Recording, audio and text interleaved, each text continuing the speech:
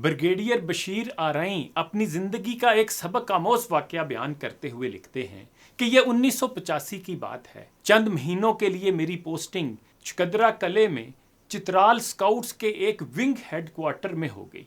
वहां का wing commander major rank का एक बहुत नफीस ऑफिसर था जो सियालकोट का रहने वाला और मशहूर ज़माना हॉकी के खिलाड़ी शहनाज शेख का बहनोई था। फिर ब्रिगेडियर साहब कहते हैं कि मैं 2 साल सर्विस वाला जूनियर कैप्टन था और वो 20 साल नौकरी वाला सीनियर मेजर, मगर गैर मुतवक्के तौर पर बहुत शफकत और मोहब्बत से मिलता था।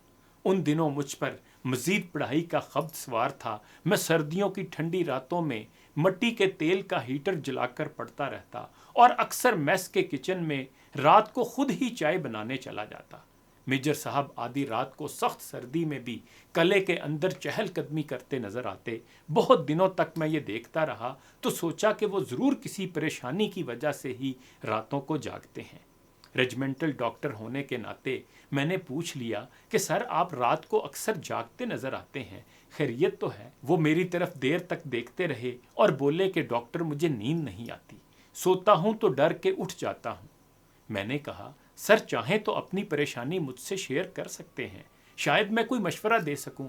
वो चुप रहे और उठकर चले गए। फिर बशीर आरई साहब कहते हैं कि 2-3 दिन बाद रात को मैं हस्बे मामूल अपने कमरे में पढ़ाई में मशगूल था तो वो मेरे कमरे में आ गए। कहने लगे डॉक्टर साहब क्या हम बात कर सकते हैं? मैंने किताबें बंद कर दी।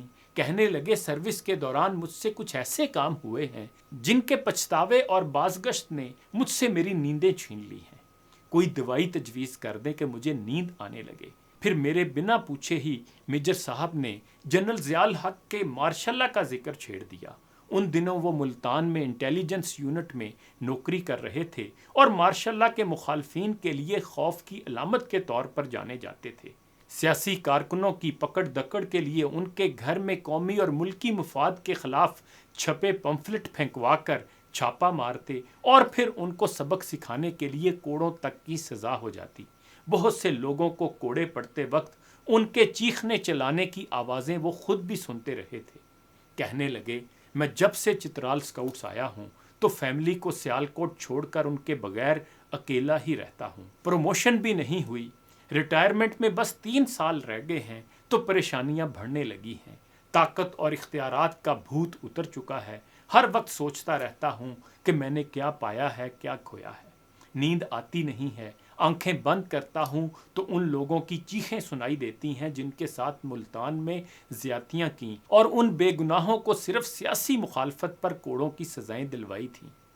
अब तो किसी से माफ़ी भी नहीं मांग सकता। न जाने कौन कहाँ होगा, किस हाल में होगा। मैं तो उनको जानता भी नहीं था। समझ में नहीं आता क्या करूं।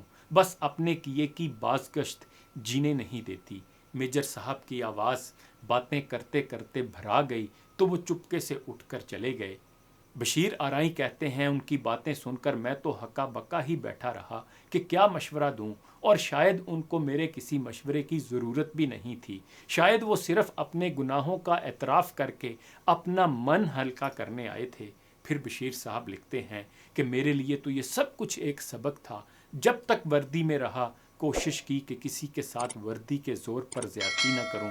बाकी अंदर का हाल तो खुदा जानता है। बस इतना अल्लाह का करम है कि रात को बिस्तर पर लेट जाऊं तो ऐसी नींद आती है कि दूसरी सुबह बेगम के ताने सुनने पड़ते हैं कि क्या सारे रिटायर्ड फौजी यूं ही घोड़े बेचकर सोते हैं।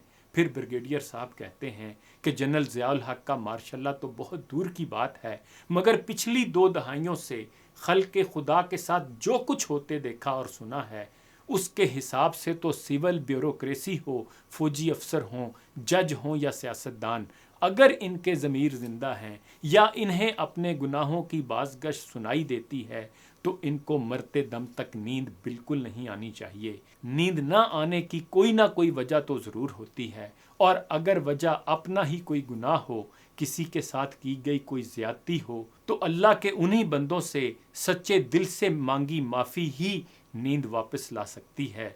खुदा हमें जुल्म से भी बचाए और जालिम बनने से भी बचाए।